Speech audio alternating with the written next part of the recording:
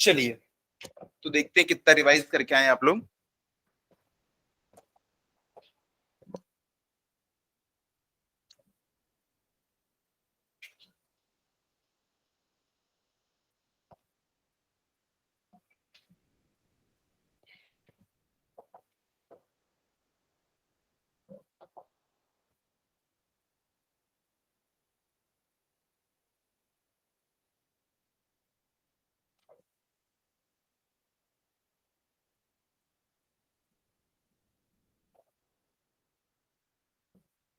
चलो ये हमारा एक ब्लॉक है, दो अलग अलग कंडीशन में दिखा रहा हूं मैं इसको। इसमें क्या करना है, पहली कंडीशन की इस ब्लॉक को हमको 8 मीटर ऊपर चढ़ाना है। ये जो स्लांट हाइट है ना, ये दी हुई है आपको 8 मीटर, यहां से लेके यहां तक की। इसमें आपको ग्रेविटी के अगेंस्ट कितना वर्क डन करना पड़ेगा, या ग्रेविटी के कारण यहाँ पे कितना वर्क डन मिलेगा। और दूसरा है कि इस ब्लॉक को आप यहाँ पे छोड़ देंगे और ये वापस यहाँ तक के पहुंच जाएगा, तब यहाँ पे ग्रेविटी ने कितना वर्क किया। देखो ग्रेविटी के कारण एक फोर्स लगता है, mg लगता है डाउनवर्ड डायरेक्शन में। तो मतलब ग्रेविटी के कारण एक फोर्स लग रहा है और एक डिस्प्लेसमेंट भी हो रहा है। तो इस फोर्स और डिस्प्लेसमेंट के कारण हमको कितना वर्क डन मिल रहा है, वो हम लोग यहाँ पे डिस्कस करने वाले हैं। चलो ये पहला वाला केस, इसको हम लोग देखते हैं। इस पहले केस में देखो, इस पहले केस में नीचे की तरफ लगेगा mg। ये हमेशा में बनाना जरूरी है क्या कि मैं डायरेक्ट लिख दिया करूं। यहाँ पे क्या आता है mg साइन थीटा, और यहाँ पे इसके परपेंडिकुलर जो होता है ना, वो होता है mg cos थीटा। भाई इसमें मोशन किस डायरेक्शन में होगा, ऑब्वियसली इसी डायरेक्शन में मोशन होगा यार। तो फोर्स कौन सा रिस्पॉन्सिबल है मोशन कराने के लिए, mg साइन थीटा। और मोशन कितना हो रहा है 8 मीटर। तो यहाँ पे हमको वर्क डन कितना मिलेगा, फोर्स इंटू डिस्प्लेसमेंट। दोनों के बीच का मैंने एंगल क्यों नहीं लिया, क्योंकि दोनों सेम डायरेक्शन में है। फोर्स भी इसी डायरेक्शन में है और डिस्प्लेसमेंट भी इसी डायरेक्शन में, इसलिए इनके बीच का एंगल कितना हो जाएगा 0 डिग्री। कॉस 0 कितना होता है 1। तो यहाँ पे work done due to gravity या ग्रेविटेशनल फोर्स F इंटू डी, ये कितना है mg साइन थीटा। यही फोर्स है ग्रेविटी का जो इसको इस डायरेक्शन में पुल कर रहा है। उसके बाद डिस्प्लेसमेंट कितना हुआ यहाँ पे 8 मीटर। तो यहाँ पे वैल्यू निकाल के बता सकते हैं, फटाफट निकालो। फ्रिक्शन नहीं है अभी इसमें, हम लोग फ्रिक्शन को कंसिडर नहीं कर रहे हैं। फ्रिक्शन होगा भी तो हमें कोई मतलब नहीं है। मैंने आपसे क्या पूछा, work done due to gravity. अगर यहाँ पे फ्रिक्शन लगा होगा, मैं बोलूंगा work done due to friction, तो आप वो निकालोगे। हर एक फोर्स के कारण सेपरेट सेपरेट हम लोग वर्क डन निकाला करेंगे। यहाँ पे मैंने ग्रेविटी के कारण पूछा है। तो यहाँ पे देखो एम जी साइन थीटा, मास दिया हुआ है 5, जी की वैल्यू है 10, साइन थीटा यानी कि साइन 53। साइन 53 कितना होता है, यहाँ पे एक ट्राइंगल बना लो जिसमें ये वाला एंगल 53 डिग्री है। जब भी एंगल 53 हो, सामने वाली साइड 4, नीचे वाली 3 और ये वाली हो जाती है 5। तो यहाँ पे साइन 53 कितना हो जाएगा 4/5। तो यहाँ पे मैं लिख लेता हूं 4/5 इंटू 8। 5 से 5 कट गया, ये कितना हो जाएगा 8 4 ये हो जाएगा 320। तो यहाँ पे 320 जूल का वर्क मिला ग्रेविटेशनल फोर्स के कारण। यहाँ पे देखो, अब यहाँ पे भी नीचे की तरफ क्या लग रहा है mg, तो इस डायरेक्शन में क्या होगा mg साइन थीटा। मैं इसको ऊपर ले जाना चाह रहा हूँ, लेकिन ग्रेविटेशनल फोर्स तो हमेशा डाउनवर्ड डायरेक्शन में लगता है। तो देखो mg साइन थीटा इधर लग रहा है और mg cos थीटा इस डायरेक्शन में लग रहा है। ये जाने वाला है इस डायरेक्शन में, लेकिन ग्रेविटेशनल फोर्स लग रहा है इस डायरेक्शन में। दोनों के बीच एंगल कितना है 180 डिग्री। तो देखो मैं आपको बोल रहा हूँ ग्रेविटेशनल फोर्स के कारण इसके ऊपर कितना वर्क डन हो रहा है। तो ग्रेविटेशनल फोर्स के दो कंपोनेंट आपने देखे, जिस डायरेक्शन में ये मूव कर रहा है उसी डायरेक्शन में एक कंपोनेंट है mg sin theta, but opposite side में। तो यहां पे मैं work done is equals to लिखूंगा minus mg sin theta into displacement कितना है अगेन 8 मीटर, वही फोर्स इनटू डिस्प्लेसमेंट। और माइनस साइन क्यों हुआ, क्योंकि मैं इसको ले जाना चाह रहा हूं ऊपर। मैं जैसे भी ले गया हूं ऊपर वो मैटर नहीं करता। मैं आपको क्या पूछ रहा हूं, work done due to gravity. Gravity तो इतना ही वर्क डन करेगी। तो work done due to gravity कितना आ जाएगा, फोर्स इनटू डिस्प्लेसमेंट। अब इसको भी आप लोग मल्टीप्लाई करोगे, वहां से देख के बताओ इसका आंसर कितना आना चाहिए, -320 जूल, क्योंकि बाकी सब चीजें तो सेम है। तो यहाँ पे देखो, जब आप बॉडी को अगेंस्ट द ग्रेविटी ऊपर लेके जा रहे हो, तो ग्रेविटी आपको अपोज कर रही है कि सपोर्ट कर रही है, अपोज कर रही है यार, इसलिए वर्क डन क्या है नेगेटिव। यहाँ पे देखो ब्लॉक इस डायरेक्शन में जब आ रहा है तो ग्रेविटी अपोज कर रही है कि सपोर्ट, यानी कि वर्क डन यहाँ पे क्या हो जाएगा पॉजिटिव। ठीक है, याद रखना जब भी वर्क डन पॉजिटिव होगा बॉडी की स्पीड बढ़ जाएगी। और जब भी वर्क डन नेगेटिव होगा ना तो उसकी स्पीड कम होने लगेगी। आप कुछ सोचो, एक आपका दोस्त है वो साइकिल चला रहा है, अगर आप उसको पीछे से धक्का लगाओगे तो आप उसको सपोर्ट कर रहे हैं कि अपोज कर रहे हैं? सपोर्ट। तो आपने उसके ऊपर जब वर्क किया, आपने एक फोर्स लगाया, उसके कारण उसमें डिस्प्लेसमेंट हुआ, तो ये पॉजिटिव वर्क है। और इस पॉजिटिव वर्क के कारण उसकी स्पीड क्या हो जाएगी? बढ़ जाएगी। वहीं सोचो अगर आप उसके सामने आ गए और किसी तरीके से मैनेज करके आप सामने से उसके ऊपर फोर्स लगा रहे हैं, तो आप उसको अपोज कर रहे हैं और आपने क्या किया है, उसके मोशन के अगेंस्ट आपने फोर्स लगाया है, तो वर्क डन क्या हो जाएगा? नेगेटिव। और आप खुद जानते हैं साइकिल में आगे से फोर्स लगाएंगे तो उसकी स्पीड क्या हो जाएगी? कम। पॉजिटिव वर्क डन के कारण स्पीड बढ़ जाती है और नेगेटिव वर्क डन के कारण स्पीड कम हो जाती है। हम लोग वर्क एनर्जी प्रिंसिपल हम लोग पढ़ने वाले हैं, उसमें कॉन्सेप्ट काम आएगा, बस आप इस चीज को याद रखें। ये दोनों चीज समझ में आई? देखो 8 मीटर का डिस्प्लेसमेंट हुआ, जब वो यहां से यहां आया तो ग्रेविटी ने उसको हेल्प किया, इसलिए वर्क डन क्या है? पॉजिटिव। वहां पे ग्रेविटी ने अपोज किया, इसलिए वर्क डन क्या आ गया? नेगेटिव। कितना समझ में आ गया? चलिए अब नेक्स्ट टॉपिक लिखिए, work done due to variable force. Work done due to variable force. अभी तक के जो हमारा फोर्स था ना वो कांस्टेंट बना हुआ रहता था, mg sin थीटा हो, mg cos थीटा हो या f लगा हो, हमेशा कांस्टेंट बना होता था। लेकिन अब हमारा जो फोर्स है ना वो भी वेरी करने वाला है, और वेरी करेगा किसके साथ में? वो प्लेस टू प्लेस वेरी करने वाला है। ठीक है, तो work done due to variable force लिखिएगा, when magnitude and direction of force, when magnitude and direction of force varies with position,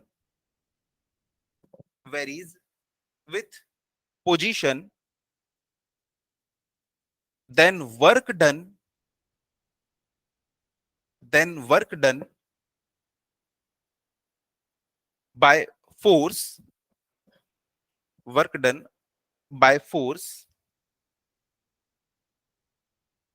for infinitesimal displacement, infinitesimal यानी कि बहुत छोटा सा displacement, infinitesimal displacement, infinitesimal, INFINITE, infinite, SIMAL, infinitesimal मतलब बहुत ही ज्यादा छोटा डिस्प्लेसमेंट। ब्रैकेट में लिख लेना dr, ऐसे dr is given by dw is equals to f dr। देखो ये फोर्स के साथ में क्या है? डिस्प्लेसमेंट है। चाहे मैं r लिखूं, चाहे मैं x लिखूं, चाहे मैं s लिखूं, चाहे मैं l लिखूं, फोर्स इनटू डिस्प्लेसमेंट। हम लोग क्या है? वेक्टर वेक्टर खेलने वाले हैं, और वेक्टर वेक्टर में हम लोगों ने ये देखा था कि मान लो अगर ये कोई पॉइंट ए है और ये कोई पॉइंट बी है, यहाँ पे दो पॉइंट दिख रहे हैं, पॉइंट ए और पॉइंट बी, दोनों की आपने ओरिजिन के रिस्पेक्ट में ये लोकेशन बताई, तो इसको हम लोग क्या कहते हैं? Position vector. ये आप पोजीशन बता रहे हो, ए कहाँ पे है और बी कहाँ पे है। लेकिन अगर कोई बॉडी ए से उड़ के बी पे पहुंच गई तो उसमें एक डिस्प्लेसमेंट हुआ। उसमें डिस्प्लेसमेंट कितना हुआ अगर मैं पूछूंगा तो आप बोलोगे ना सर ये है उसका डिस्प्लेसमेंट। तो ये डिस्प्लेसमेंट हम कैसे कैलकुलेट करते थे? r2 माइनस r1 से। वेक्टर में हमने ये किया है, ये है पोजीशन वेक्टर, ये भी है पोजीशन वेक्टर। हमने एक क्वेश्चन किया था कि एक चिड़िया एक पोल से उड़ के दूसरे पोल पे पहुंच गई, उसका इनिशियल पोजीशन वेक्टर ये था, फाइनल पोजीशन वेक्टर ये था, तो बताओ उसमें कितना डिस्प्लेसमेंट हुआ? तो हमने क्या किया था? r2 माइनस r1 कर दिया था, तो उसका डिस्प्लेसमेंट आ गया था। तो डिस्प्लेसमेंट को वहां पे हमने किससे डिनोट किया था? r वगैरह से डिनोट किया था। तो वही यहाँ पे देखो मैंने dr लिख दिया है। ds और dr दोनों एक ही चीज है, आप चाहो तो ds भी लिख सकते हो। तो देखो ये आ गया, छोटे से डिस्प्लेसमेंट के लिए वर्क डन भी क्या होगा? छोटा सा। वर्क इज इक्वल्स टू क्या होता है? Force into displacement. लेकिन अगर डिस्प्लेसमेंट ही छोटा है तो वर्क डन भी क्या होगा? छोटा सा। तो छोटे से डिस्प्लेसमेंट का छोटा सा वर्क डन मैंने आपको यहाँ पे दिखा दिया। अब पूरा का पूरा अगर आपको वर्क डन निकालना है तो हमको क्या परफॉर्म करना पड़ता है? इंटीग्रेशन, पूरे के पूरे डिस्प्लेसमेंट के लिए। भाई छोटे से डिस्प्लेसमेंट के लिए, छोटे से डिस्प्लेसमेंट के लिए अगर वर्क डन इतना है, ये छोटा सा डिस्प्लेसमेंट, इसके लिए वर्क डन इतना है, तो टोटल डिस्प्लेसमेंट के लिए वर्क डन कितना होगा? तो इसको हम क्या करते हैं? इंटीग्रेट करके निकालते हैं। दोनों साइड हम लोग इंटीग्रेट कर देंगे, इस साइड भी इंटीग्रेट, इस साइड भी इंटीग्रेट। अभी ध्यान से देखते रहो, फिर लिखवाऊंगा मैं। तो डी डब्ल्यू का अगर आप लोग इंटीग्रेट करोगे तो क्या मिलेगा आपको, डी एक्स का जब इंटीग्रेट करते थे तो क्या मिलता था, एक्स। तो डी डब्ल्यू को इंटीग्रेट करने पे क्या मिलेगा, डब्ल्यू। भैया आपने डी डब्ल्यू को इंटीग्रेट किया है, छोटे छोटे सारे वर्क डन को जोड़ा है। इंटीग्रेशन का मतलब होता है ऐड करना। बहुत सारे छोटे छोटे वर्क डन आपने जोड़ दी तो आपको क्या मिलेगा, टोटल वर्क डन मिलेगा। तो total work done is equal to क्या हो जाएगा, अगेन ये फॉर्मूला लिख लेता हूं मैं, एफ डी आर। अब हमारा जो फोर्स है ना यहाँ पे, ये वेरिएबल फोर्स है जो कि प्लेस टू प्लेस वेरी कर रहा है। जैसे आप अपनी साइकिल के ऊपर फोर्स कभी कम लगाते हैं, कभी ज्यादा लगाते हैं, कभी बहुत ज्यादा लगाते हैं, कभी एकदम धीरे से फोर्स लगाते हैं। कहीं टर्निंग आ गई तो आप उसमें पेडल धीरे मारते हैं या नहीं मारते हैं, आपने फोर्स कम कर दी। तो प्लेस टू प्लेस ना आपका फोर्स वेरी करने वाला है। अगर प्लेस टू प्लेस हमारा फोर्स वेरी करने वाला है तो मैं फोर्स की यहाँ पे इक्वेशन लिख देता हूँ कि एक्स डायरेक्शन में मैंने इतना फोर्स लगाया, प्लस वाई डायरेक्शन में मैंने इतना फोर्स लगाया, प्लस जेड डायरेक्शन में मैंने यहाँ पे क्या जाएगा के, इतना फोर्स लगाया। Place to place force vary कर रहा है। जैसे कि देखो, अगर मैंने ऐसा लिख दिया फॉर एग्जाम्पल, फोर्स की वैल्यू होगी 2 × x।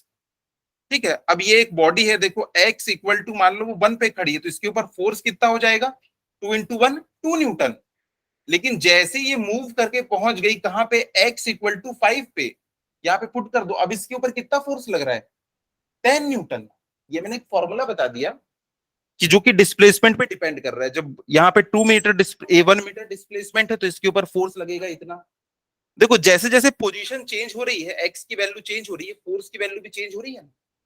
इसी को हम लोग क्या कहते हैं, वेरिएबल फोर्स कहते हैं। जैसे जैसे डिस्प्लेसमेंट चेंज हो रहा है वैसे वैसे फोर्स की वैल्यू भी चेंज हो रही है। शुरुआत में लग रहा था कितना, 2 न्यूटन, और यहां पहुंचने पे कितना लगने लगा, 10 न्यूटन। तो डिस्प्लेसमेंट जैसे जैसे बढ़ रहा है आपका, वैसे वैसे फोर्स की वैल्यू भी बढ़ रही है। तो फोर्स कैसा है हमारा यहाँ पे, वेरिएबल। अगर फोर्स वेरिएबल है तो उसका फॉर्मूला हम लोग यहाँ पे उठा के रख देते हैं। अब आप यहाँ पे देखो, ये पोजीशन वेक्टर है R1 और R2। मैंने बताया था कि अगर इसकी पोजीशन है कितनी, मान लो 1 2 3, तो पोजीशन वेक्टर क्या हो जाता है, 1 × I plus 2 × J plus 3 × K। 1 2 3 हमको क्या बताते हैं कि एक्स कोऑर्डिनेट में कितना दूर है, वाई कोऑर्डिनेट में कितना और जेड कोऑर्डिनेट में कितना। तो हम उनको क्या करते हैं, आई जे के से मल्टीप्लाई कर देते हैं। आई बताता है कि वो एक्स डायरेक्शन में कितना है, जे बताता है वो वाई डायरेक्शन में कितना है, के बताता है वो जेड डायरेक्शन में कितना है। तो हमको ये अगर पॉइंट्स दिए हुए तो हम लोग ऐसा कोऑर्डिनेट लिख लेते हैं, सॉरी वेक्टर को लिख लेते हैं। तो ये आर वेक्टर होता क्या है एक्चुअली, एक्स आई कैप प्लस वाई जे cap plus Z J cap. हम लोग पहले भी डिस्कस कर चुके हैं। तो पोजीशन वेक्टर क्या होता है, पोजीशन वेक्टर होता है एक्स आई कैप प्लस वाई जे कैप प्लस जेड के कैप। किसी भी पॉइंट का आपका कोऑर्डिनेट दिया हुआ है तो आप क्या करोगे, इसको आई से, इसको जे से और इसको के से मल्टीप्लाई करके लिख दोगे। ये क्या है, कैप लगे हुए हैं, वेक्टर है, तो ये उसका पोजीशन वेक्टर बन जाता है। अगर आर ऐसा है तो डी आर कैसा होगा, सबके सामने डी लगा दो, छोटे से dx के लिए, छोटे से dy के लिए, छोटे से dz के लिए। तो ये हो जाएगा dxi plus dyj plus dzk। देखो r का मतलब है x y z, तो dr का मतलब क्या होगा, dx dy dz। ये पूरा का पूरा डिस्प्लेसमेंट है, ये छोटा छोटा डिस्प्लेसमेंट। तो अब इन दोनों की वैल्यू को उठा के मैं यहाँ पे रख देता हूँ। हमको इसके ना कंक्लूजन से मतलब है, दैट्स इट, जो भी इसका कंक्लूजन आने वाला है। तो देखो यहां से मैं लिख सकता हूं work done is equals to, force कितना हो गया, F X I plus F Y J plus F Z के, और वो कितना है, D X I plus D Y J plus D Z के। अब इसको हमको इंटीग्रेट करना है। तो यहाँ पे देखो इनके बीच में क्या है, डॉट प्रोडक्ट है। और डॉट प्रोडक्ट हम कैसे करते हैं, आई का आई के साथ, जे का जे के साथ, के का के साथ। ऐसा क्यों करते हैं, बिल्कुल सही, आई का जे के साथ 0 होता है। डॉट प्रोडक्ट में क्या होता है, ए डॉट बी, यानी कि ए बी कॉस थीटा। अगर आई और जे का मल्टीप्लाई करोगे आप, तो आई और जे के बीच में 90 डिग्री होता है ना, कॉस 90 0 होता है। इसीलिए हम लोग क्या करते हैं, आई का आई के साथ करेंगे, एंगल कितना होगा, 0। तो देखो आई का आई के साथ मल्टीप्लाई करेंगे, आई इंटू आई क्या होता है, 1। तो F x into D x, बस इतना ही बच जाएगा यहाँ पे। तो ये देखो F X dx plus F Y D Y plus F S F Z D Z, बस इतना बच गया। क्योंकि एफ एक्स आई का मल्टीप्लाई अगर ये डी वाई जे से करोगे ना तो आई इंटू जे 0 हो जाता है, इसलिए आई का आई के साथ मल्टीप्लाई करना है और आई स्क्वायर क्या हो जाता है 1। तो देखो ये ऐसा हमने लिख लिया। अब इंटीग्रेशन की प्रॉपर्टी है, अगर 3-4 चीजें एक साथ एडिशन में है तो सबको आप सेपरेट सेपरेट लिख सकते हो। तो यहां पे भी मैं इनको सेपरेट सेपरेट लिख देता हूं, तो W इज इक्वल टू क्या हो जाएगा, F X D X plus F Y D Y plus integration F Z D Z. आपके 99.9% केसेस में क्या होने वाला है, y और z में कुछ नहीं रहेगा, सिर्फ किस में रहेगा, x डायरेक्शन में रहेगा। तो हम लोग छोटा सा फॉर्मूला यूज करेंगे, w is equal to integration F X D X, ठीक है। लेकिन अगर 3 डायमेंशन में हो रहा है तो ये वाला फॉर्मूला हमको याद होना चाहिए, कोई बहुत बड़ा फॉर्मूला भी नहीं है ये। अब अगर यहाँ पे फॉर्मूला दिया हुआ है आपको, अब इसमें इंटीग्रेशन करना है तो इंटीग्रेशन की आपको लिमिट लगाना पड़ेगा। तो देखो यहाँ पे मान लो इसकी पोजीशन मैंने मान लिया x1 y1 z1 और यहाँ पे x2 y2 z2। तो x में कितना चेंज हुआ, x1 से x2।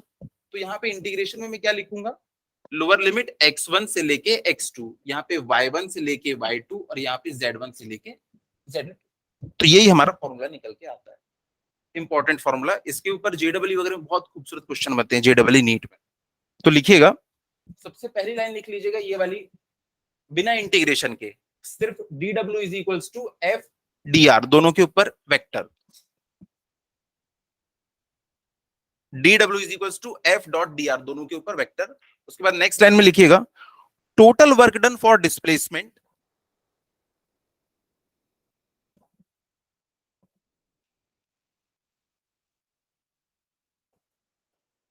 Total work for displacement. तो ऐसा लिख लेंगे, दोनों साइड इंटीग्रेट कर लेंगे, टोटल वर्क डन निकालने के लिए हमको इंटीग्रेट करना होता है।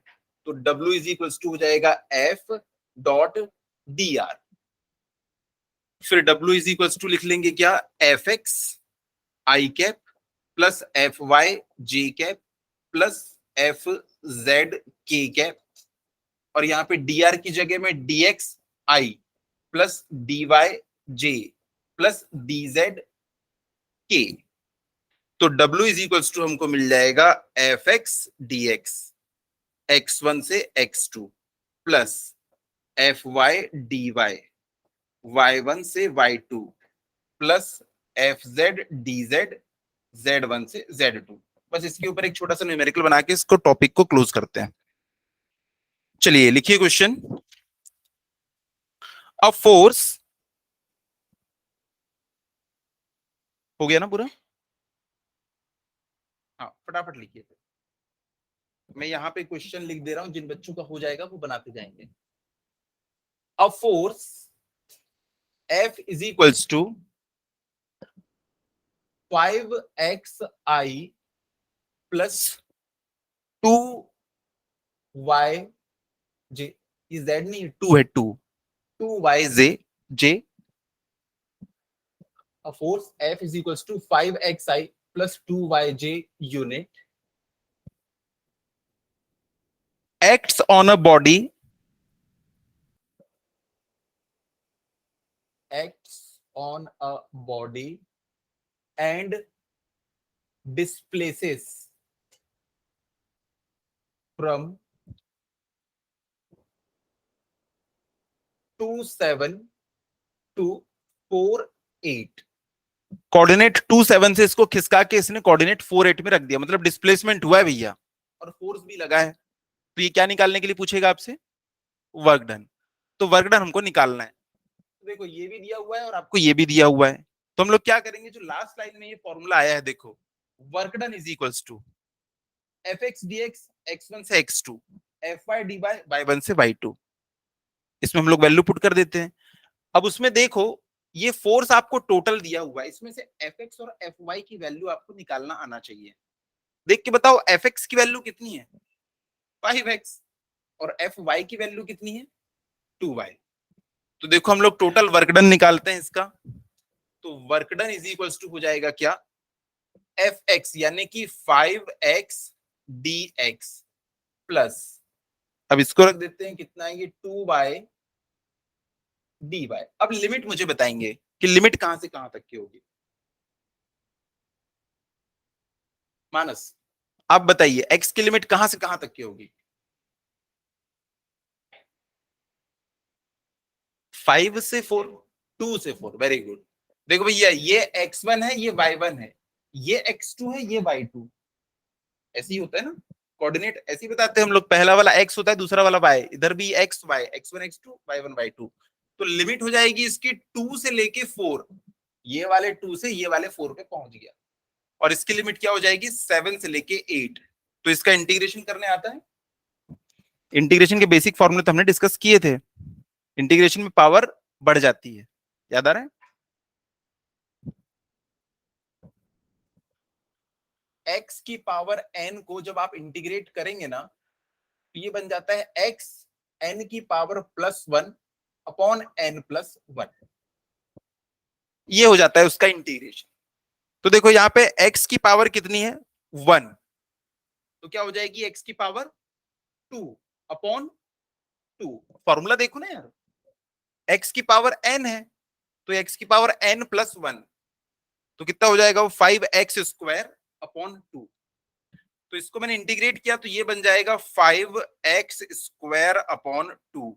और अभी इसमें लिमिट लगाना बचा है 2 से लेके 4, प्लस ये हो जाएगा 2y² और इसमें लिमिट लगाना है हमको 7 से लेके 8 तक की। लिमिट कैसे लगाते हैं, पहले अपर लिमिट लगाते हैं और उसके बाद में लोअर लिमिट। देखो 5/2 ये तो कांस्टेंट चीज है यार, इसको बाहर लिख देता हूं मैं, थोड़ा सा क्लियर दिखेगा, है ना।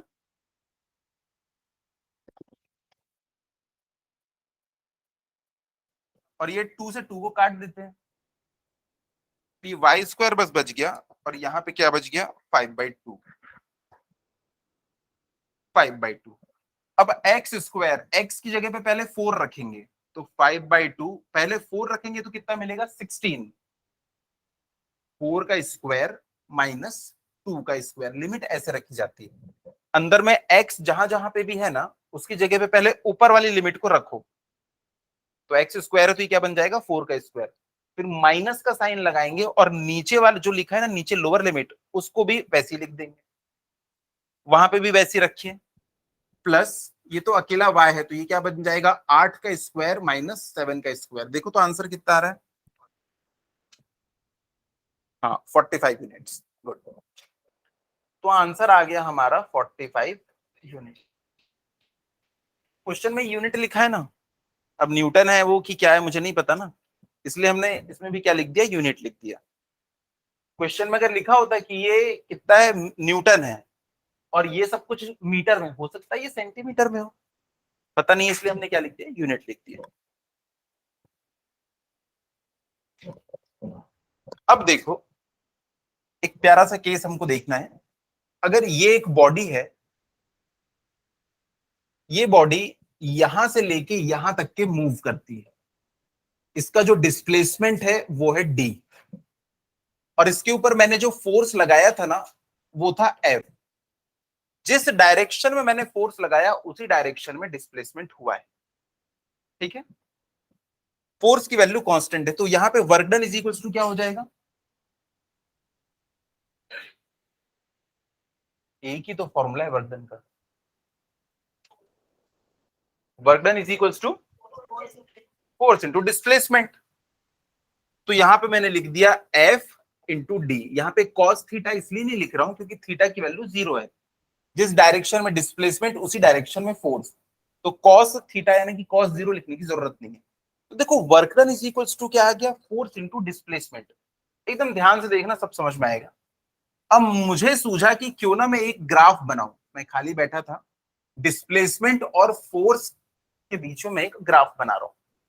अब देखो जब यहां पे डिस्प्लेसमेंट अभी तो 0 है, यहां पे तो डिस्प्लेसमेंट 0 है, यहां तक के डिस्प्लेसमेंट मान लो हो गया कितना 8, यहां पे डिस्प्लेसमेंट कितना है 1, यहां पे डिस्प्लेसमेंट 1 2 3 4 5 6 7।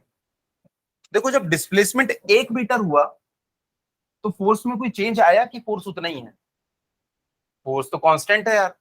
तो देखो जब डिस्प्लेसमेंट 0 था तब भी फोर्स उतना ही था, जब डिस्प्लेसमेंट 1 हुआ तब भी फोर्स उतना ही है।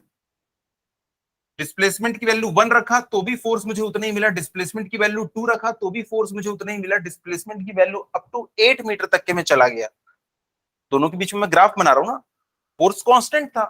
तो देखो यहाँ पे मुझको ना ये बहुत सारे पॉइंट्स मिल गए, टोटल 8 पॉइंट। तो मैंने ना ये डायग्राम बना दिया कि फोर्स और डिस्प्लेसमेंट के बीच में ऐसा रिलेशन है। देखो डिस्प्लेसमेंट जब 4 मीटर है तब भी फोर्स कितना है, वही है एफ। जब डिस्प्लेसमेंट 8 मीटर है तब भी फोर्स कितना है, उतना ही है। तो आप एग्री करते हैं मैंने डायग्राम सही बनाया है? अब देखो यहाँ पे आपने बताया कि वर्क डन कितना होगा, फोर्स इंटू डिस्प्लेसमेंट। ये क्या है, यहां से लेके यहां तक की डिस्प्लेसमेंट है, और ये किसकी वैल्यू है, फोर्स की वैल्यू है। तो फोर्स इंटू डिस्प्लेसमेंट मतलब आप क्या निकाल रहे हो एक्चुअल में, आप ये एरिया निकाल रहे हो। भाई एफ इंटू डी क्या होगा, इस रेक्टेंगल का एरिया है। तो वर्क डन क्या होता है, area under the force displacement diagram. तो हम लोग हमेशा ना यही कर रहे होते हैं, हमेशा एरिया निकाल रहे होते हैं। आप लोग समझ गए ना? पहले आपने मुझे बताया फॉर्मूला फोर्स इंटू डिस्प्लेसमेंट होता है, मैंने क्या किया इसी केस के लिए जिसके लिए आपने फॉर्मूला बताया, उसके लिए मैंने ये डायग्राम बनाने की कोशिश की। तो मैंने देखा एफ इंटू डी एक्चुअल में है क्या, ये एरिया है। तो area under the force displacement diagram is called work done. ये आपको कई बार पूछ भी लेता है, इसलिए आप लोग लिख लीजिएगा, इसको बना लो डायग्राम को, और इसको, और यहां पे हम लोग लिख सकते हैं area under force displacement diagram with proper sign, with proper sign is called work done। ये प्रॉपर साइन क्यों लिख दिया मैंने ऐसा,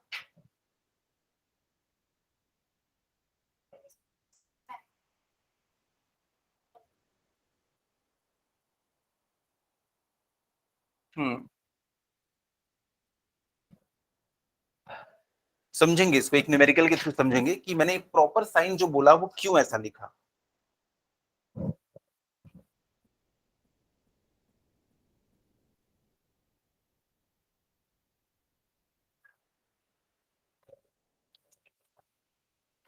तो हम लोगों को ना बस ये एरिया निकालना है, एरिया एरिया एरिया, बस एरिया निकालने का हम लोग खेल खेलेंगे। तो यहां पे देखो,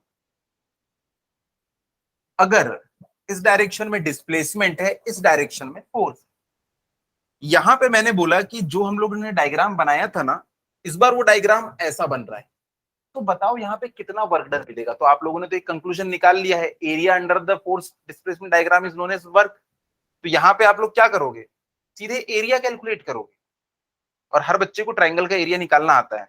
देखो area under the force displacement diagram, बच्चे बोलेंगे सर ये डायग्राम कैसे बना, ये डायग्राम कैसे बना। तो मैं बोलूंगा कि भाई यहाँ पे जो फोर्स है ना वो कांस्टेंट नहीं है, फोर्स वेरी कर रहा है, F is equals to 2x।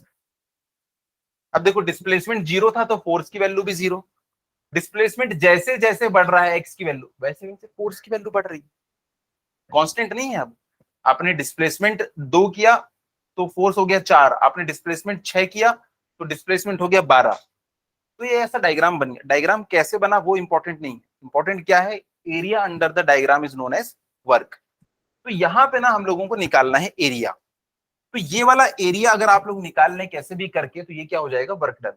तो force is equal, sorry work done is equals to क्या हो जाएगा यहाँ पे, work done is equals to half into F into D, क्योंकि ट्राइंगल का एरिया क्या होता है, half base into height.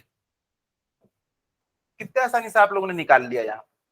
Sir हमें एरिया निकालना आता है तो हम वर्क डन निकाल लेंगे। तो मैंने बोला बहुत अच्छी बात है, चलो फिर अगर आपको एरिया निकालना आता है तो आप एक काम करो, यहाँ पे एक अजीब सा फोर्स मेरे सामने आया है, वो फोर्स ऐसा है, बस अब निकाल के बताइए इसके लिए। यहाँ पे ये टोटल डिस्प्लेसमेंट है और यहाँ पे ये फोर्स है। अब डायग्राम ऐसा है, अब एरिया आप लोगों को निकालना है। अब कैसे करेंगे, तब हम मैथमेटिक्स का हेल्प लेने वाले हैं। आप लोगों को पता होना चाहिए कि कभी भी एरिया हमको निकालना होना ऐसा ऊंच पटांग, तो हम इंटीग्रेशन का यूज करते हैं। इंटीग्रेशन का मतलब क्या होता है, ऐड करना। एक चीज दिमाग में बिठा लो, इंटीग्रेशन का मतलब क्या होता है? ऐड करना। मैं डायग्राम को थोड़ा सा सिंपल कर रहा हूं अभी ताकि हम लोगों को समझ में आए, लेकिन आप इस कॉम्प्लिकेटेड डायग्राम का भी निकाल सकते हो एरिया। ठीक है, देखो मान लो हमारा जो एरिया है ना वो कुछ इस टाइप का है।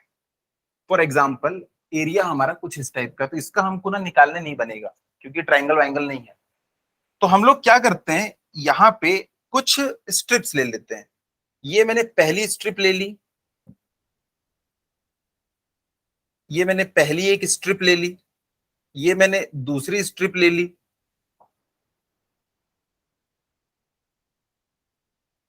उसके बाद मैंने तीसरी स्ट्रिप ले ली।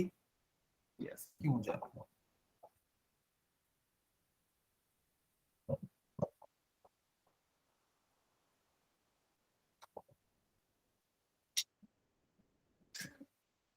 इसे पसंद नहीं आ रहा है मेरा स्ट्रिप लेना।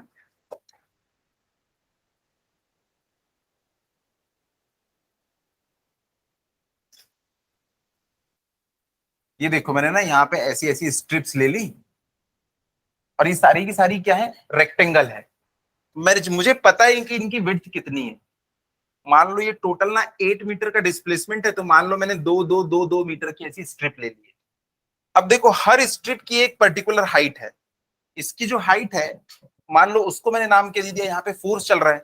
इसका जो डिस्प्लेसमेंट है ना वो है 2 मीटर, और इसकी जो हाइट है ना वो कितनी है, मान लो ये F1 है। इस वाली स्ट्रिप की जो हाइट है वो F1 है, इस वाली स्ट्रिप की हाइट F2 है, इस वाली स्ट्रिप की हाइट F3, इसकी F4 है, इसकी F5 है, और इसकी F6 है।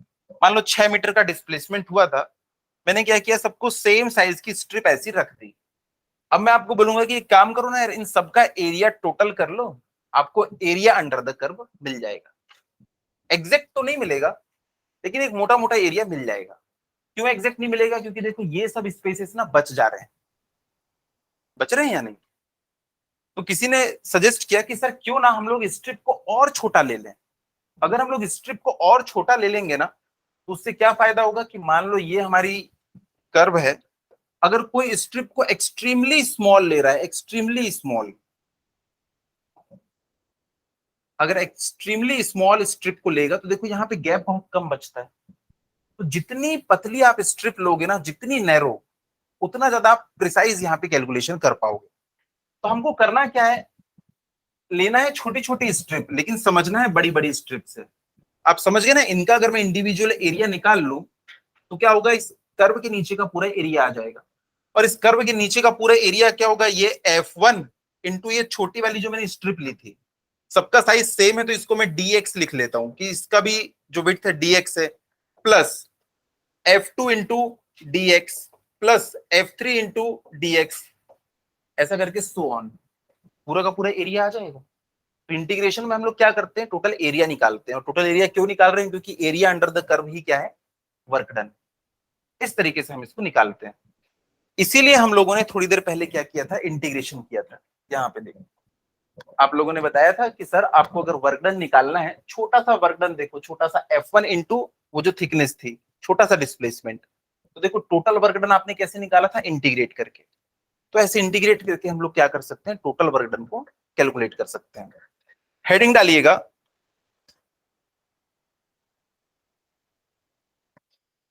Work done calculation by force displacement graph. Work done calculation by force displacement graph. इसमें आप लोग ये डायग्राम बना लीजिएगा कि मान लीजिए इनके बीच का ग्राफ कुछ ऐसा बना है। तो हम लोग क्या करेंगे, यहाँ पे एक छोटी सी स्ट्रिप लेंगे dx। ये जो है स्ट्रिप, ये dx विड्थ की है।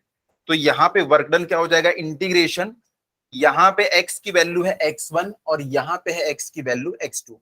इस स्ट्रिप को हम यहां से यहां तक के चलाने वाले हैं। ऐसी बहुत सारी स्ट्रिप्स हैं।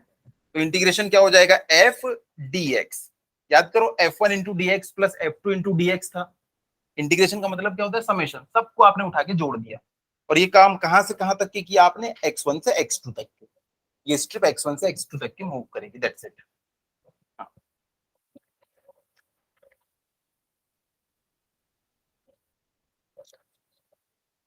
लिखिएगा,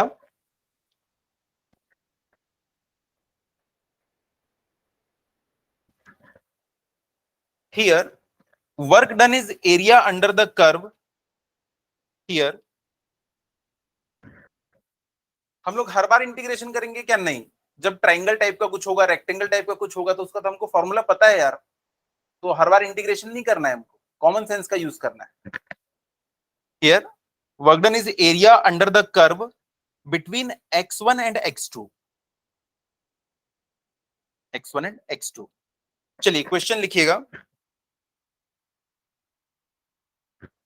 A force F is equals to 3x square plus 2x plus 10 unit. A force 3x square plus 2x plus 10 unit acts on a body and displaces it from x equal to 3 to x equal to 5. Find work done. Displaces it from x equal to 3 to x equal to 5. ठीक है, तो अभी अभी हम लोगों ने formula देखा था थोड़ी देर पहले. Work done is equals to क्या हो जाएगा? F dx, x1 से लेके x2. अभी थोड़ी देर पहले फॉर्मूला देखा था हमने. फोर्स और dx जो हमने स्ट्रिप ली है उनका मल्टीप्लीकेशन, तो W is equals to integration from 3 to 5. और किसके लिए करेंगे? 3x square plus 2x plus 10 into dx. इंटीग्रेशन करना है, करो इंटीग्रेशन फटाफट. आंसर चाहिए फटाफट.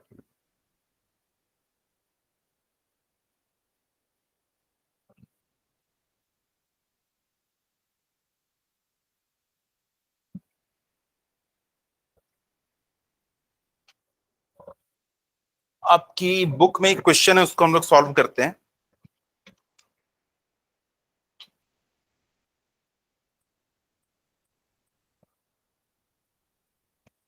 चलो इसको तो इंटीग्रेट करते हैं.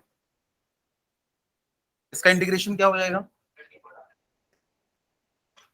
हाँ, ये हो जाएगा क्या? 3x cube upon 3x cube upon 3. Power x की एक बढ़ जाती है और इसके डिनोमिनेटर में भी वही वैल्यू आ जाती है. तो x की पावर 2 थी ना, तो उसको एक बढ़ा दो और उसी वैल्यू को नीचे भी लिख दो. ये है अपना इंटीग्रेशन. ये क्या हो जाएगा? 2x स्क्वायर बाई 2 प्लस ये क्या हो जाएगा? यहाँ पे x की पावर 0 है, 10 इंटू एक्स की पावर 0. तो पावर कितनी हो जाएगी x की? 1. और नीचे 1 लिखने का कोई मतलब नहीं है. यहाँ पे लिमिट लगाना है हमको 3 से लेके 5 के बीच में. देखो यहाँ पे मैं लिमिट लगा रहा हूं. देखो ये 3 से 3 कट जाएगा, 2 से 2 कट जाएगा, तो मैं सीधे एक्स क्यूब में और एक्स स्क्वायर में लिमिट लगाऊंगा. तो मैंने पहले अपर लिमिट लगाई, तो 5 का क्यूब प्लस 3 का, सॉरी 5 का स्क्वायर प्लस 10 इंटू 5. देखो एक्स की जगह पे मैंने 5 रखा, 5 रखा, 5 रखा, माइनस. अब लोअर लिमिट लगाऊंगा. लोअर लिमिट लगाऊंगा तो एक्स की जगह पे क्या लिखूंगा? 2 या 3. 3 क्यूब माइनस 3 का स्क्वायर माइनस 10 इंटू 3. एक बार एक्स की जगह पे 5 रखा, माइनस. अब एक्स की जगह पे आप क्या रखेंगे? लोअर लिमिट 3 को. वैल्यूज पुट करेंगे तो इसका आंसर कितना है? 134 यूनिट. 134 यूनिट. अगर इसको न्यूटन में लिखा होता, इसको मीटर में, तो यहाँ पे मैं जूल लिख देता, पर लिखा नहीं है कुछ भी, इसलिए यूनिट में लिख रहे हैं. देखो आपकी बुक में एक क्वेश्चन है, एग्जाम्पल नंबर 6.5. 6.5 में कह रहा है कि एक विमेन है, वो एक ट्रंक को पुश कर रही है रेलवे प्लेटफॉर्म पे. वो 100 न्यूटन का फोर्स लगाती है पहले 10 मीटर की डिस्टेंस तक के. इमेजिन करो, आप लोगों को ग्राफ बनाना है जब तक के कि डिस्प्लेसमेंट 10 मीटर है तब तक के फोर्स 100 न्यूटन लगा है. क्या डायग्राम बना सकते हैं? अभी ध्यान दो, ध्यान दो.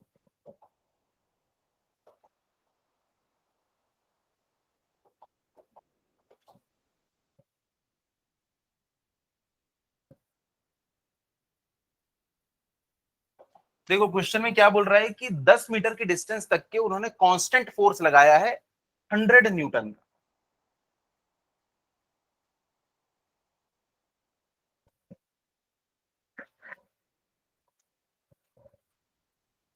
डायग्राम तो आप लोगों ने देख लिया है। तो क्वेश्चन में क्या बोल रहा है कि वो 100 मीटर तक के फोर्स, सॉरी 10 मीटर तक के उन्होंने 100 न्यूटन का फोर्स लगाया है। तो देखो मैं यहाँ पे फोर्स लगा दे रहा हूँ, कांस्टेंट है फोर्स 10 मीटर की डिस्टेंस तक के। यहां तक के देखो 10 मीटर हो गया, यहां तक के 10 मीटर, और फोर्स कितना है, बिल्कुल 100 न्यूटन फोर्स लगा हुआ है। उसके बाद अगले कितने मीटर तक के, हाँ अगले 10 मीटर तक के ना, अब वो थक गई हैं तो वो ना फोर्स कम लगा रही है, लेकिन एकदम से कम नहीं किया उन्होंने, धीरे धीरे फोर्स की वैल्यू कम हो रही है। फोर्स की वैल्यू गिरते गिरते गिरते गिरते 50 न्यूटन तक के आ चुकी है। ये देखो धीरे धीरे 50 न्यूटन पे पहुंच गई है। यहाँ पे देखो 100 न्यूटन का फोर्स लग रहा था, लेकिन एंड होते तक के ना अब कितना फोर्स लग रहा है, 50 न्यूटन का। और ये वाली डिस्टेंस भी कितनी है, अगेन 10 मीटर, ये भी 10 मीटर और ये भी 10 मीटर। तो बताओ उन्होंने कितना वर्क डन किया। तो वर्क डन क्या होता है, एरिया अंडर द कर्व। आप लोगों को एरिया अंडर द कर्व निकालना है और ये हो जाएगा आंसर। निकालो इसमें एरिया अंडर द कर्व कितना होगा। इसको आप लोग क्या करेंगे, ऐसे पार्ट पार्ट में ब्रेक कर लेंगे। इसका तो एरिया निकालना बहुत आसान है। कैसे, 100, ये 100 है यहां से यहां तक का, मल्टीप्लाइड बाई 10। इसका एरिया निकालना है, इसको आप दो पार्ट में ब्रेक कर लेना। एक हो जाएगा ये ऊपर में ट्राइंगल, इसका बेस कितना है, 10 मीटर, और इसकी हाइट कितनी है, 50 मीटर। तो इसका हाफ बेस इंटू हाइट। और अब ये छोटा वाला रेक्टेंगल, इसका बेस है 10 मीटर और इसकी भी हाइट कितनी है, 15 मीटर। तो एरिया निकाल लेंगे, वही एरिया क्या हो जाएगा इसके लिए, वर्क डन। निकालो निकालो, बैठना नहीं है।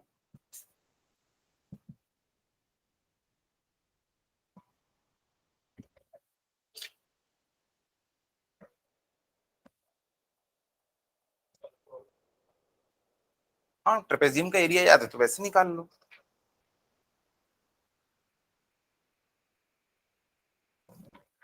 उससे आंसर मैच कर लेना। इक्वेशन नहीं दी हुई है यहाँ पे, दी हुई है इक्वेशन। ऊपर वाली इक्वेशन कितनी है, F = 100 फॉर x = 0 से लेके x = 10। आंसर मैच करो, आंसर आ रहा है कि नहीं। किसी को समझ में नहीं आया हो तो बताएं।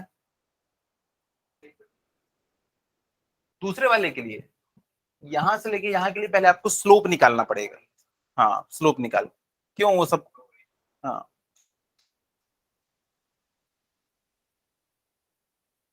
हाँ ट्रायंगल की,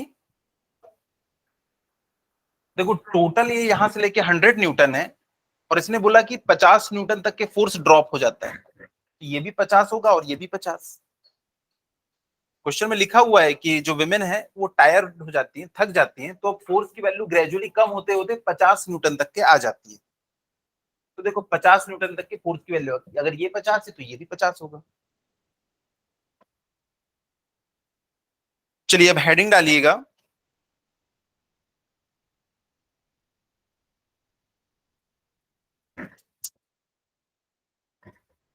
तो ऐसे कितने भी क्वेश्चन आ जाए आप लोग बड़े आराम से बना लेंगे, जिसमें एरिया कैलकुलेट करना है। उसके पहले भी एक क्वेश्चन वैसे ही दिया हुआ है कुछ, उसमें भी आप लोग कैलकुलेट करके लाएंगे।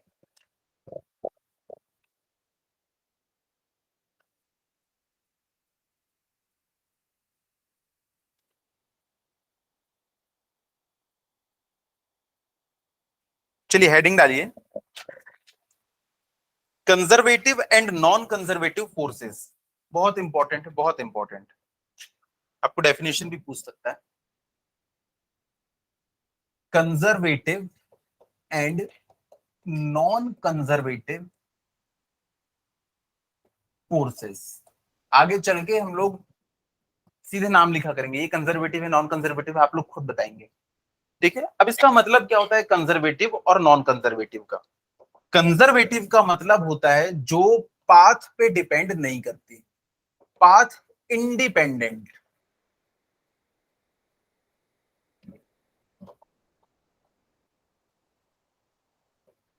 और नॉन कंजर्वेटिव फोर्सेस का मतलब होता है जो डिपेंड करती हैं पाथ के ऊपर, डिपेंड्स ऑन पाथ, जो पाथ पे डिपेंड करती हैं। ठीक है, मान लो ये रेलवे स्टेशन है और ये आपका घर है। जो कैब वाला है वो चार्ज करता है कितना, 10 रुपीज पर किलोमीटर, और ये डिस्टेंस है कितनी, 3 किलोमीटर, और 10 रुपीज पर किलोमीटर चार्ज करता है। आप स्टेशन में बैठ गए और अपने घर पे आपको पहुंचना है, तो आप कितने रुपए देंगे इसको, 30 रुपीज। लेकिन कैब वाला जो है ना, वो कैब को स्टेशन से लेके गया पहले टाटीबंध, टाटीबंध से भिलाई लेके गया, भिलाई से डोंगरगढ़, और उसके बाद फिर आपके घर आया, टोटल 300 किलोमीटर कवर करके। और उसने कहा कि भैया आपका बिल हुआ है 300 × 30, 9,000 रुपए आपका बिल हो गया, दीजिए। क्या आप देंगे? आप बोलेंगे भाई मुझे जाना था स्टेशन से अपने घर, अब तू ऐसे ले जा चाहे ऐसे ले जा चाहे ऐसे ले जा, मुझे उससे कोई मतलब नहीं है भाई, मेरा घर है 3 किलोमीटर दूर, मैं तुझे 30 रुपीज दूंगा। तो आप जब पैसा देना चाह रहे हैं तो आप पाथ डिपेंडेंट है कि पाथ इंडिपेंडेंट है?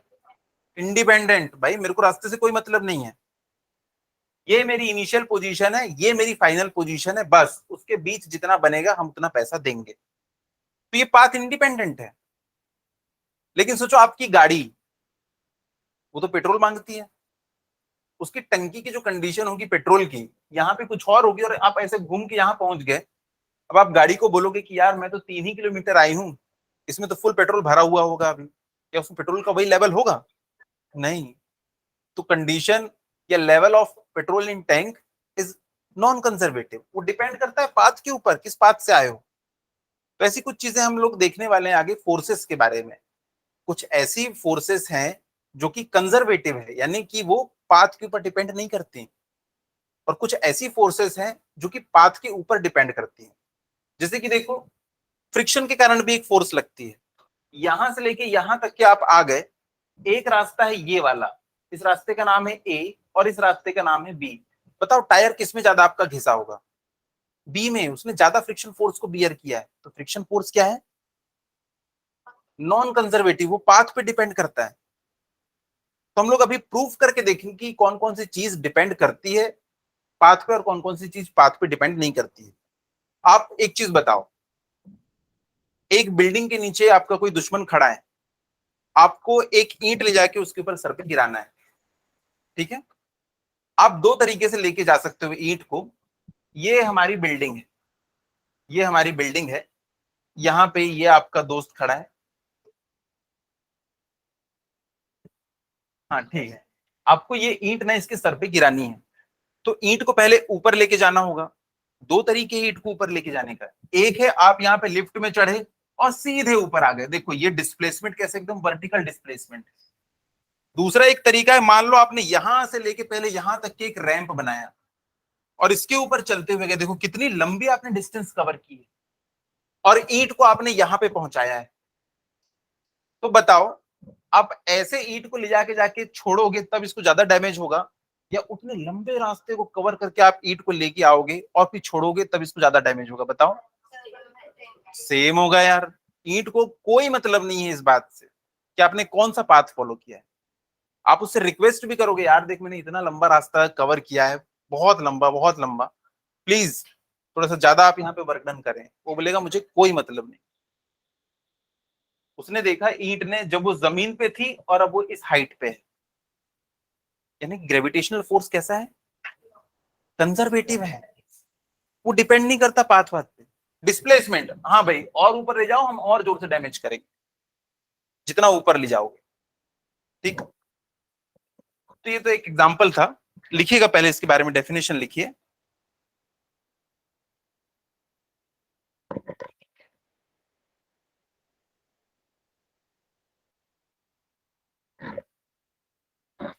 पहले लिखिएगा conservative force. A force is said to be conservative, a force is said to be conservative if work done by the force, if work done by the force। यहां पे work done कौन सा force कर रहा था? Gravitational force कर रहा था, जो आप ईंट गिराने वाले हो, भाई ग्रेविटी के कारण ही वो नीचे जा रहा है। तो work done by the gravitational force, वो डिपेंड नहीं कर रहा है पाथ के ऊपर। A force is said to be conservative, comma, if work done by the force on a particle moving between 2 points, on a particle moving between 2 points does not depends on the path, does not depends upon the path taken by particle.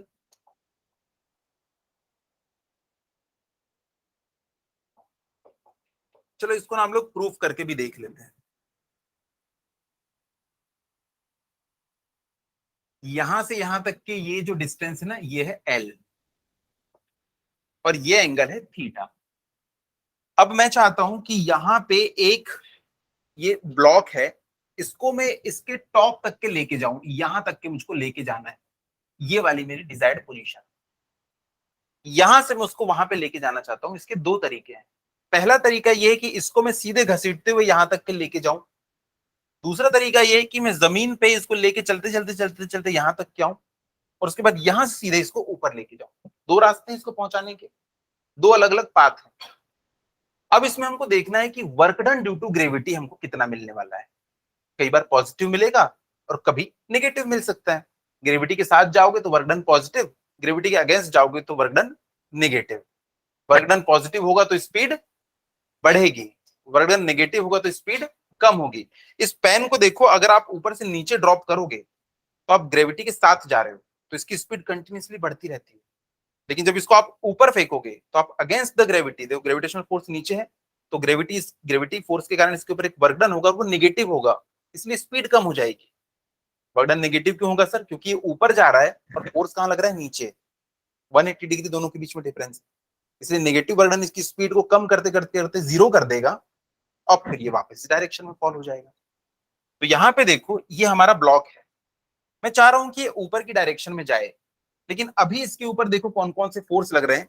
एक लग रहा है ये वाला mg sin theta, और मुझे उसी direction में जाना है ना, इसलिए मैं इसी को कंसिडर कर रहा हूँ। mg cos थीटा वगैरह को कंसिडर नहीं कर रहा हूँ, क्योंकि इस डायरेक्शन में मोशन करना है और उसी लाइन ऑफ एक्शन पे यही एक फोर्स दिख रहा है। मुझे इसको यहां से लेके वहां तक ले जाने में कौन रोक रहा है? ये रोक रहा है। ये इसके ऊपर कुछ ना कुछ वर्क डन कर रहा है। तो work done due to gravity ये कितना हो जाएगा? mg sin theta into L. क्या मैं कुछ यहां पे गलती कर रहा हूं? माइनस, क्योंकि मैं ले जा रहा हूं इसको ऊपर और ग्रेविटेशनल फोर्स कहां लग रहा है? नीचे।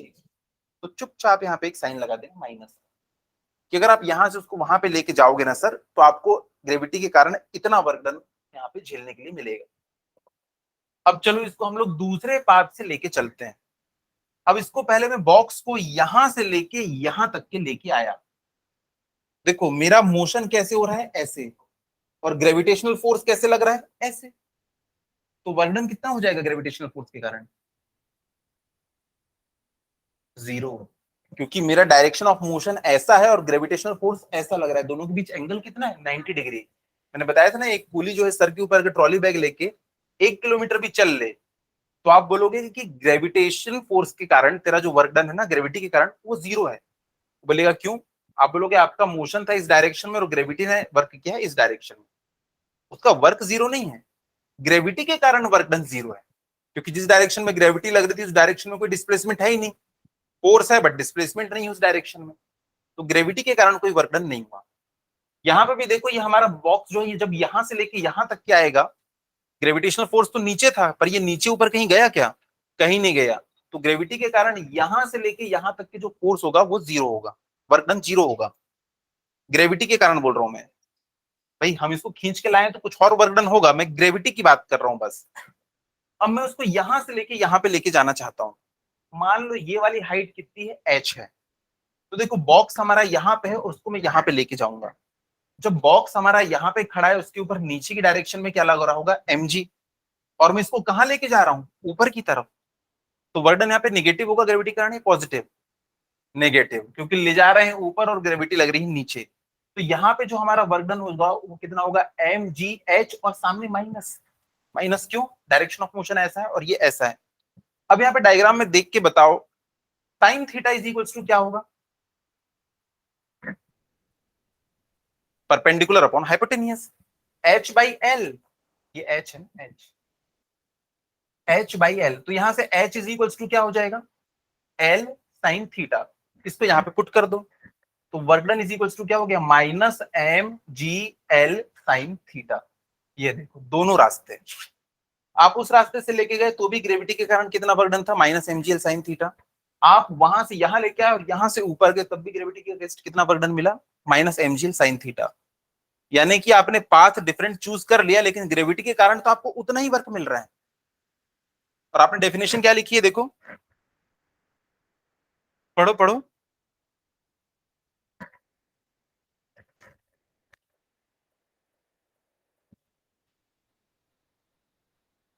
रिलेट कर पा रहे हो डेफिनेशन से, भैया पाथ इंडिपेंडेंट है ये, ग्रेविटी फोर्स के कारण जो भी वर्क डन हमको मिल रहा है, चाहे आप उस रास्ते से जाओ चाहे आप इस रास्ते से जाओ, आपको हमेशा सेम मिलने वाला है। यानी ग्रेविटेशनल फोर्स कैसा है, कंजर्वेटिव फोर्स।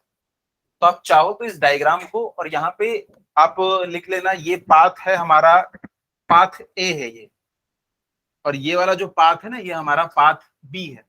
तो पाथ ए के कारण वर्क डन इतना है ग्रेविटी के कारण, और पाथ बी के कारण इतना है।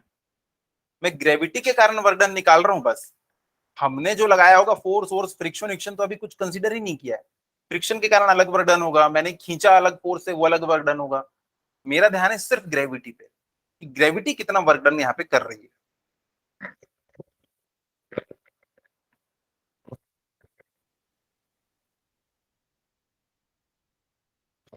लिखिएगा एग्जाम्पल, एग्जाम्पल कंजर्वेटिव फोर्सेस में नंबर 1 है ग्रेविटेशनल फोर्स, ग्रेविटेशनल फोर्स। दूसरा लिखिएगा स्प्रिंग फोर्स, इसको हम लोग इसी चैप्टर में पढ़ने वाले हैं डिटेल में, स्प्रिंग फोर्स। और तीसरा है जो हमारे सिलेबस में इस साल नहीं है, अगले साल होगा,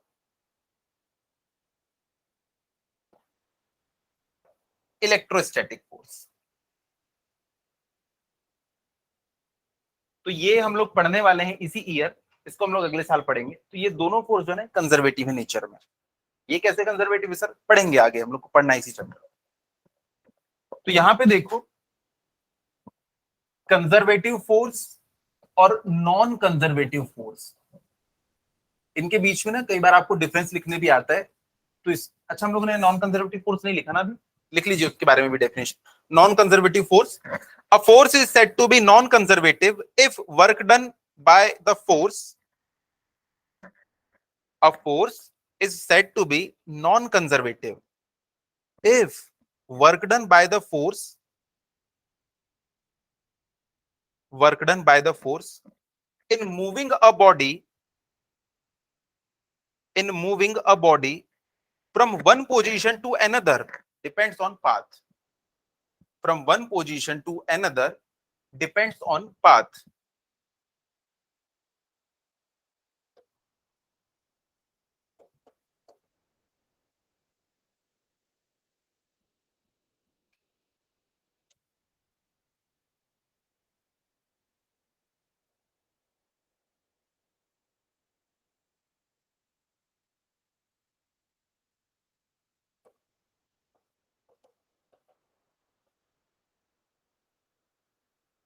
ये डिफरेंस देख लीजिए, वो पाथ पे डिपेंड नहीं करता, ये पाथ पे डिपेंड करता है।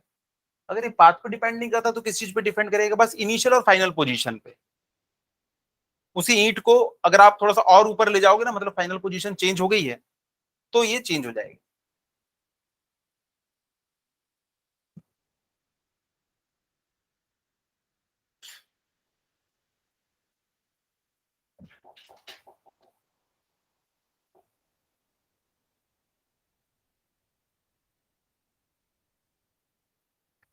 चलो उसका भी हम लोग एक एग्जांपल देख लेते हैं।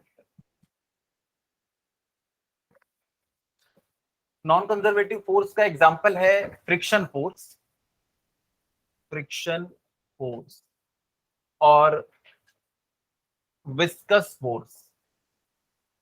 ये विस्कस फोर्स क्या है, ये हमको ना फ्लूइड मैकेनिक्स में डिटेल में पढ़ना है। आपने देखा होगा पानी को अगर आप किसी बॉटल से निकालोगे तो आप ग्लास को बड़े जल्दी फिल कर सकते हो, लेकिन अगर उसी में सॉस भरा हो तो सोचो आपको एक ग्लास को फुल करने में कितना टाइम लग जाएगा। तो ये जो प्रॉपर्टी है ना, जो हमको दिखा रहा है कि कौन ज्यादा थिक है, यही क्या हो जाता है, विस्कस फोर्सेस हो जाते हैं। अगर आप हनी निकालना चाहोगे या मिल्क निकालना चाहोगे किसी बॉटल से, दोनों के लिए अलग अलग टाइम लगेगा। कौन ज्यादा विस्कस है यानी कौन ज्यादा गाढ़ा है, हनी। तो उसका कुछ ना कुछ एक कोफिशिएंट हमको तो यहाँ पे देखने के लिए मिलेगा, जिसमें आप दो फ्लूइड्स को कंपेयर कर पाओगे। तो विस्कस फोर्सेस होते हैं, उसको डिस्कस करना है हमको अगले चैप्टर्स में, अभी नाम लिख लीजिए। अब यहाँ पे देखो, ये हमारा एक बॉक्स है, ये है इसकी पोजीशन नंबर 1। इस बॉक्स पे नीचे की तरफ लग रहा होगा mg। मैं इसको उठा के लेके गया ऊपर तक के, ये वाली पोजीशन तक। पता है इसने कितना हाइट को कवर किया, h। ये है इसकी पोजीशन नंबर 2। तो यहां पे वर्क डन कितना हुआ इस बॉडी के ऊपर, माइनस mgh। देखो फोर्स लग रहा है mg और डिस्प्लेसमेंट कितना है, h, माइनस mgh। अब इसी बॉक्स को मैं यहां से उठा के अब मैं वापस इसी पोजीशन पे लेके आया। ये वर्क डन इन पहला केस और वर्क डन इन दूसरा केस। दूसरे केस में देखो फोर्स कितना लग रहा है, mg, और वर्क डन कितना, सॉरी डिस्प्लेसमेंट कितना है, h। जिस डायरेक्शन में mg उसी डायरेक्शन में डिस्प्लेसमेंट, इसलिए मैंने लिखा है पॉजिटिव। तो यहां से उठा के आप ऊपर ले गए, ऊपर से वापस इसको यहां पे लेके आए, तो टोटल वर्क डन कितना हो गया, 0।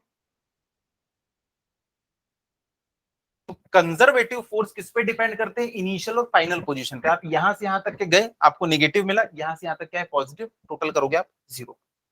अब देखो यहाँ पे, ये हमारा एक ब्लॉक है, इसमें ये वाली हमारी पोजीशन है पोजीशन नंबर 1, और ये वाली पोजीशन है हमारी पोजीशन नंबर 2। एक ही ब्लॉक है, इसको मैं यहां से लेके वहां तक के गया। जब मैं इसको यहां से लेके वहां तक के गया, तो इसमें फ्रिक्शन किस डायरेक्शन में लग रहा है, अपोजिट डायरेक्शन में। और फ्रिक्शन फोर्स की वैल्यू कितनी होगी, म्यू इंटू रिएक्शन। इस डायरेक्शन में मोशन है और फ्रिक्शन लग रहा है इस डायरेक्शन में, तो इसके सामने माइनस लगाना चाहिए हमको। तो देखो मैंने माइनस लगा दिया। तो फ्रिक्शन का फोर्स, जब आप इसको, ये पहला केस है जब आप यहां से लेके वहां तक के गए। अब फ्रिक्शन दूसरे केस में, अब मैं इसको वापस उठा के यहां से यहां लेके आ रहा हूं। जब मैं उसको इस डायरेक्शन में मूव करूंगा, तो फ्रिक्शन कहां लगेगा, इस डायरेक्शन में। म्यू एस म्यू के दोनों एक ही होते हैं ना, मैंने बताया था कि अगर कुछ भी नहीं दिया हुआ है तो हम लोग क्या करते हैं, एक उसको कंसिडर कर सकते हैं। अरे तो एफ एस, वो एफ एफ है वो फ्रिक्शन का, एफ एफ है वो नीचे वाला फ्रिक्शन का। यहाँ पे मैंने म्यू लिखा हुआ है ना, तो म्यू क्या है, म्यू एस म्यू के हम लोग एक ही मान लेते हैं। तो लिमिटिंग फ्रिक्शन कितना हो जाएगा, म्यू इंटू आर। अभी भावनाओं को समझो। जब मैं ब्लॉक को इधर खींच रहा था, तब वो लग रहा था फ्रिक्शन उस डायरेक्शन में, मोशन इधर, फोर्स उधर, यानी कि वर्कडन क्या हो जाएगा, निगेटिव। और वर्कडन क्या होता है, फोर्स इंटू डिस्प्लेसमेंट, फ्रिक्शन का फोर्स इंटू डिस्प्लेसमेंट। तो यहाँ पे वर्कडन कितना हो जाएगा, वर्कडन इन पहला case minus mu R into displacement, जो भी डिस्प्लेसमेंट हुआ है। अब इस केस में देखो, जब मैं बॉक्स को यहां लेके आ रहा हूं, तब भी तो फ्रिक्शन उस डायरेक्शन में लग रहा है, इधर मोशन और फ्रिक्शन उधर, यानी इस बार भी वर्क डन क्या होगा, नेगेटिव। तो work done in second case minus mu R into D. अब देखो टोटल वर्क डन कितना आएगा, -2 into mu R into D. Friction ने टोटल इतना वर्क डन कर दिया, यही आपके टायर को घिसता है। ग्रेविटी ने देखो, जब आप ऊपर गए तब निगेटिव वर्क डन, नीचे आए तब positive work done, total work done कितना हो गया, 0। लेकिन फ्रिक्शन के केस में ऐसा नहीं, जब आप इधर आए तो आपको माइनस ये इतना वर्क डन मिला, जब आप उधर गए तब भी माइनस में ही मिला। ये हमेशा अपोज ही करता है ना, क्योंकि वो कभी अपोज करता है कभी सपोर्ट करता है, लेकिन ये क्या करता है, हमेशा अपोज। तो हमेशा वर्क डन आपको ना एक ही डायरेक्शन मिलेगा। देखो निगेटिव वर्क डन आपको मिला, निगेटिव वर्क डन का मतलब क्या होता है, स्पीड कम होगी, फ्रिक्शन के कारण स्पीड क्या होती है, कम ही तो होती है। तो यहाँ पे ये कंजर्वेटिव फोर्स है, ये नॉन कंजर्वेटिव फोर्स है। क्या इतना समझ में आया, आप लोग एग्जाम्पल में लिख लिए, फ्रिक्शन फोर्स, विस्कस फोर्स। आप चाहो तो इसको दोनों को लिख सकते हो, जहां पे आपने डिफरेंस लिखा है उसके नीचे, total work done 0, total work done minus two mu R T. तो जब कंजर्वेटिव फोर्स एक्शन में रहेगी ना, तो एक कंप्लीट साइकिल में वर्क डन कितना मिलेगा, 0। इसके नीचे ये स्टेटमेंट लिख लेना, मैं यहां लिख रहा हूं, आप लोग नीचे लिखना है इसके, for conservative force work done in a complete cycle is 0. आप नीचे से ऊपर गए, ऊपर से नीचे आए, आपने एक साइकिल कंप्लीट किया, वर्क डन कितना है 0. यहां पे भी आपने यहां से यहां गए और वापस यहां से यहां एक साइकिल कंप्लीट किया, लेकिन वर्क डन क्या है, नॉन जीरो. तो इसमें लिख लीजिएगा for non conservative forces work done is non zero in a complete cycle.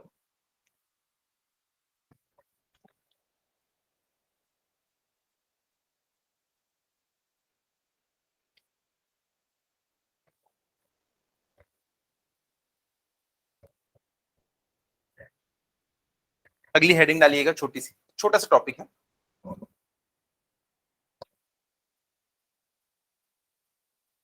इसमें लिखिएगा for non conservative forces work done in a complete cycle is non zero.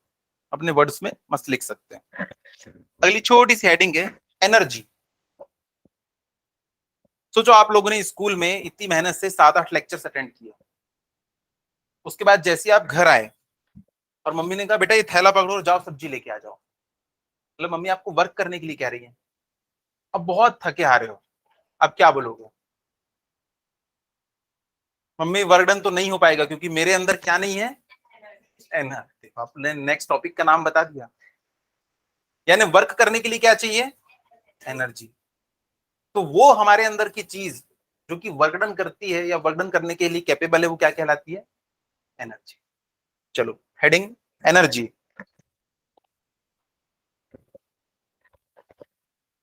Energy में लिखिएगा the energy of a body is defined, the energy of a body is defined as the internal capacity, as the internal capacity for doing work. भाई no energy no work, सीधी बात. Capacity for doing work, full stop. It is a scalar quantity.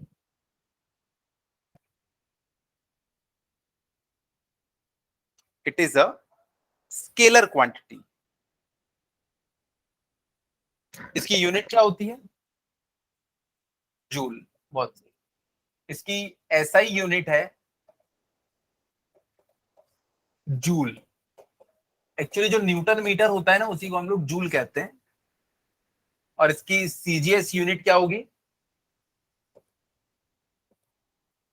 अर्ग. और 1 अर्ग is equals to क्या होता है, 10⁻⁻⁷ joule. अच्छा इसका डायमेंशन क्या होगा, हाँ हाँ बोलो बोलो बोलो. ML_T-2 ये होता है फोर्स का, फोर्स का. तो साथ में मीटर भी लग गया, तो क्या हो जाएगा ML²T⁻². या फोर्स का तो याद रखना यार, ML_T-2. उसमें एक तो मीटर को आपने और जोड़ दिया, मतलब लेंथ वाला, तो L का स्क्वायर हो जाएगा. अच्छा एक बात बताओ, 1 कैलोरी इज इक्वल्स टू, हाँ हाँ, 4.2 जूल. मुझे कैलोरीज बर्न करनी है ऐसा बोलते हैं ना, कोई ऐसा क्यों नहीं बोलता मुझे जूल्स बर्न करने हैं, समझ में नहीं आता मुझे. कैलोरीज बर्न करनी है भैया, अब आपसे क्या बोलेंगे, आप उसको भाई जूल्स बर्न कर ले.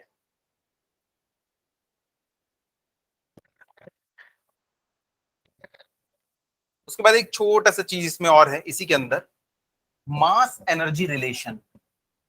मास energy relation, E is equals to mc².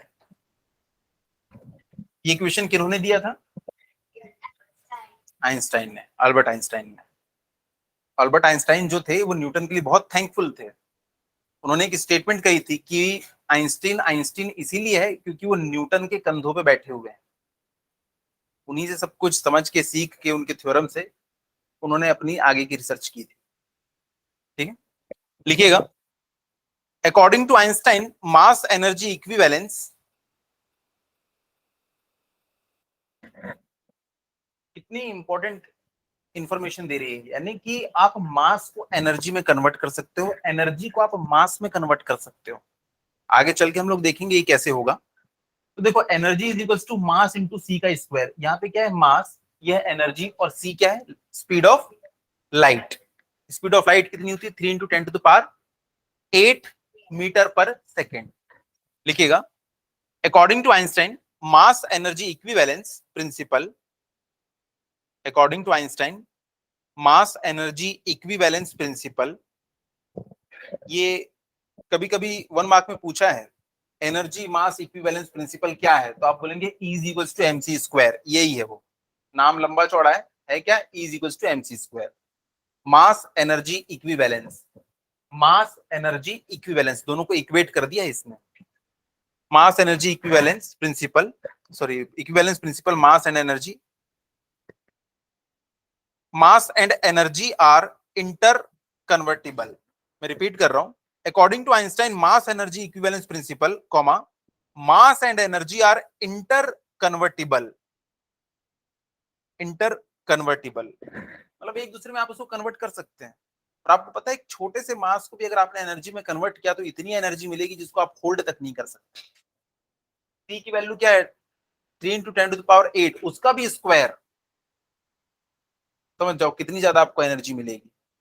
तो साइंटिस्ट लोग ढूंढ रहे हैं कि हम लोग उसको कैसे कन्वर्ट कर लें, अभी तक कि हम लोग सक्सेसफुली कर नहीं पाए हैं। होता है पर वो इतने छोटे लेवल पे होता है। जो न्यूक्लियर रिएक्शंस आप लोग देखते हैं न्यूक्लियर रिएक्टर में, वो हम लोग आगे चल के पढ़ेंगे कि एक बहुत हैवी वाला जो एटम होगा ना, वो छोटे छोटे एटम्स में टूट जाता है। तो जब आप मास बैलेंस करोगे ना, तो देखोगे आपको एंड में मास थोड़ा सा कम मिलता है।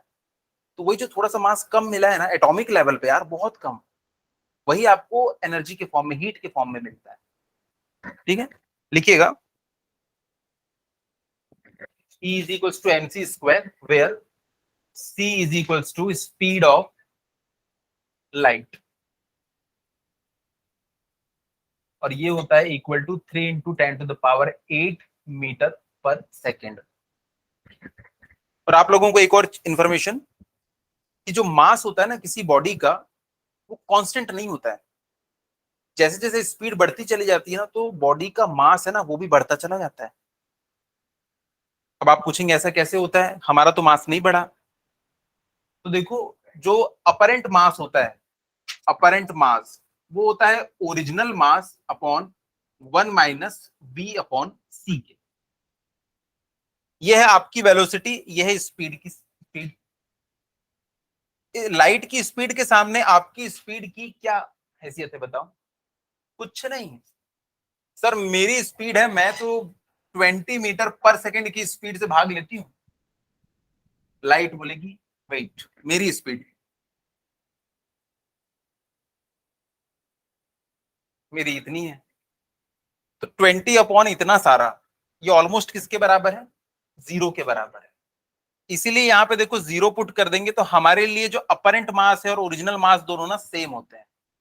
लेकिन जहां पे स्पीड बहुत ज्यादा है, मान लो आप स्पीड की हाफ वेलोसिटी से चल रहे हैं, क्या बोला, लाइट की स्पीड से हाफ में चल रहे हैं, यानी आपकी जो स्पीड है ना इसकी जस्ट आधी है, तो v बाई सी कितना हो जाएगा, हाफ, यानी कि नीचे क्या आएगा 0.5।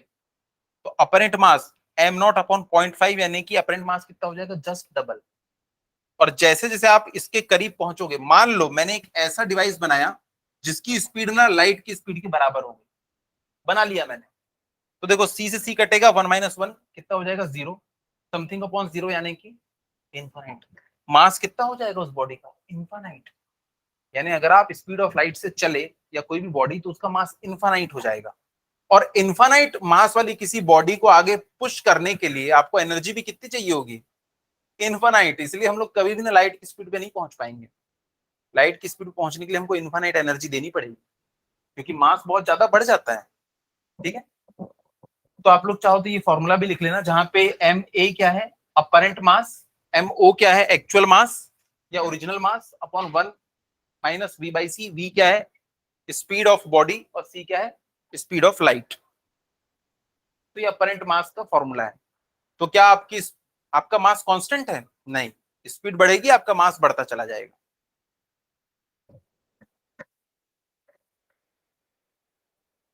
हाँ हाँ, ये हमारी वेलोसिटी है, पार्टिकल की वेलोसिटी लिखेंगे और ये स्पीड ऑफ लाइट है। तो आज की क्लास में हम लोग यहीं तक के रखते हैं। इसके बाद नेक्स्ट क्लास में हम लोग ना अलग अलग टाइप की एनर्जीज देखेंगे और उसमें से काइनेटिक एनर्जी और पोटेंशियल एनर्जी को डिटेल में डिस्कस करेंगे। देखो पहली क्लास में हम लोगों ने फॉर्मूला देखा था, work done is equal to force into displacement cos theta. आप लोग फॉर्मूले की हेल्प से वर्क डन निकाल रहे थे। आज की क्लास में आपने देखा कि एरिया से भी हम लोग वर्क डन निकाल सकते हैं। और अगली क्लास में हम लोग क्या देखेंगे कि वर्क डन निकालने के लिए बस हमको चेंज इन काइनेटिक एनर्जी की जरूरत है। मैं बोलूंगा कि मैं दौड़ रहा था इतनी स्पीड से, अब इतनी स्पीड से दौड़ रहा हूं, तो बताओ इस दौरान कितना वर्क डन हुआ। तो आपको दोनों स्पीड पता है ना, बस आप वर्क डन निकाल लोगे। तो ये वाला जो थ्योरम है ये हमको अगली क्लास में डिस्कस करना है। एक छोटी सी लाइन का थ्योरम, इसने बड़ी बड़ी प्रॉब्लम्स को सॉल्व कर दिया है। बस स्पीड पता होनी चाहिए इनिशियल फाइनल। हमारा पूरा फोकस रहेगा स्पीड निकालो, स्पीड निकालो, वर्क डन फ्री में पाओ। ठीक है, तो नेक्स्ट क्लास में हम लोग इस टॉपिक को डिस्कस करने वाले हैं। बस आप लोग थोड़ा सा पढ़ के आइएगा पिछली क्लास का। ठीक है, चलिए थैंक यू बच्चों, थैंक यू बच्चे जो ऑनलाइन है उनको भी। Thank you sir.